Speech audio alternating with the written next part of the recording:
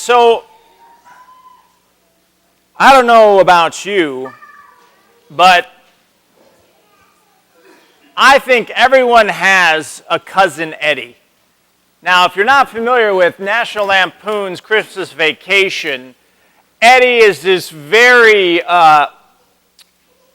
he's gregarious, he's got a big heart, but man, he is an uninvited and most often unexpected guest.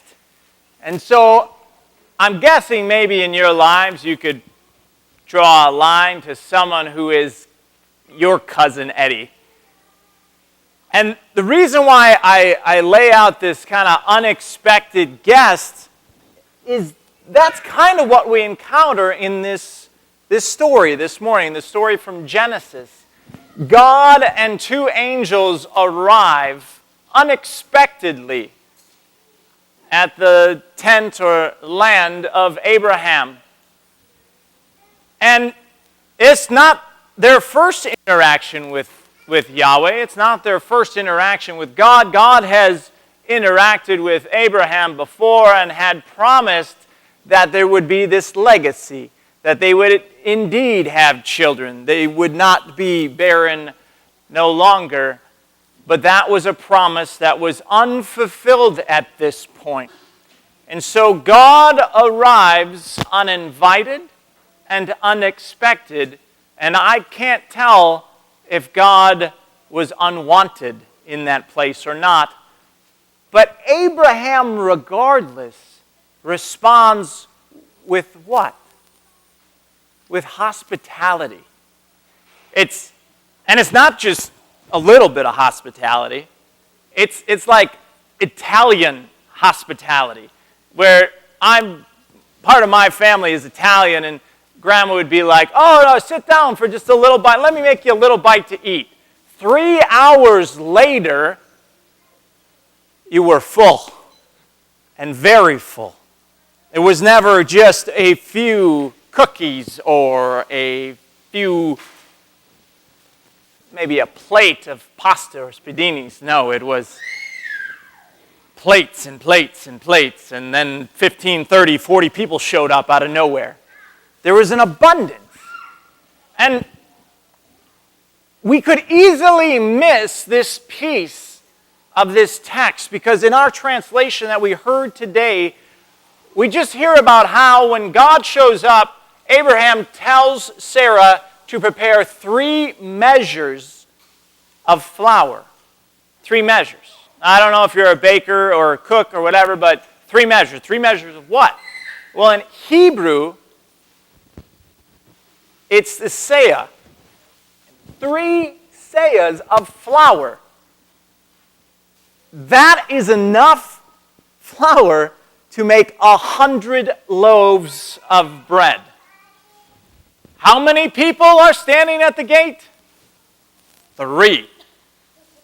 Maybe they understood some cosmic eating ability that God and the angels had, but I think there's way more to it than just something about an appetite.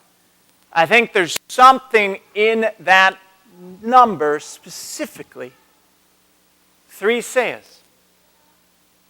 An abundance of food in response to that unexpected and maybe uninvited guest. Now, there's a current example we've had in just recent days where a young boy who's probably way smarter than I'll ever be took a clock to school. And the young boy was mistaken for having created a bomb and was handcuffed and taken away. So the next day, there was going to be a media frenzy. And as the media gathered at his parents' house, they could have responded by locking the doors and shuttering the windows, and I don't think anybody would have thought twice about it. I don't think anyone would have held it against Ahmed Mohammed's parents if they didn't want anything to do with the media. But you know what his father did?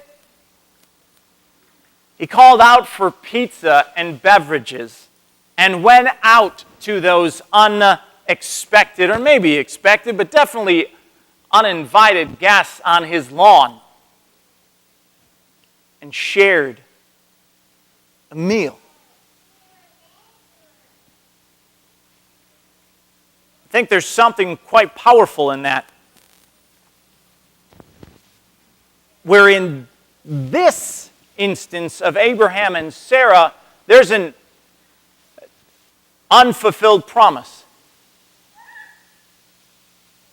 And yet, they still respond out of abundance to God's presence. Because when God is present, there is an abundance. There is an abundance of mercy. There is an abundance of love. And there is an abundance of resources. And when we're put in a situation when we have unexpected guests or unexpected visitors, and maybe they have not fulfilled every expectation that we have of them, are we going to respond like Abraham? Or will we respond more like how they have responded in Hungary, where they have bought into the lie of scarcity? And instead of reaching out in abundance and mercy and love, they put up walls and barbed wire, and they greeted refugees with water cannons. And an online video saying, if this is not enough to deter you, oh wait, we can do much, much worse.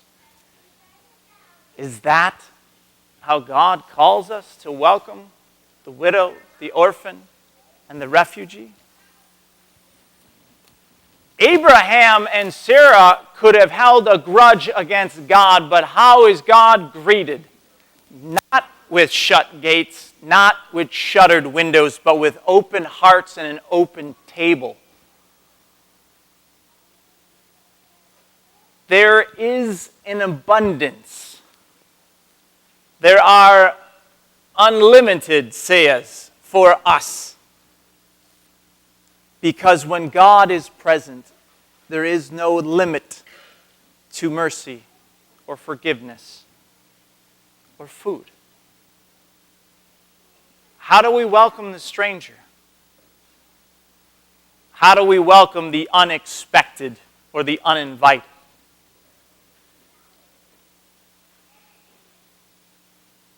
I think God lays out God's expectation of hospitality. Because if you pay attention to the story, the next place those two angels go is Sodom, where they are not so welcomed.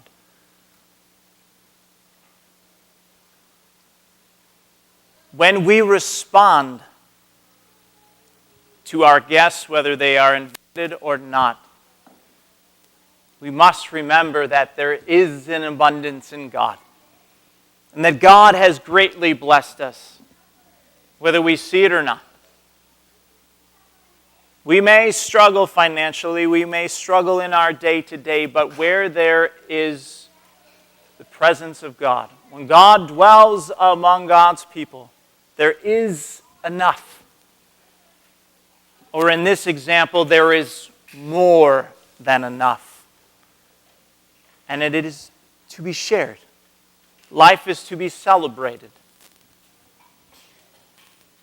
So I want you to reflect on that the next time you have Cousin Eddie show up.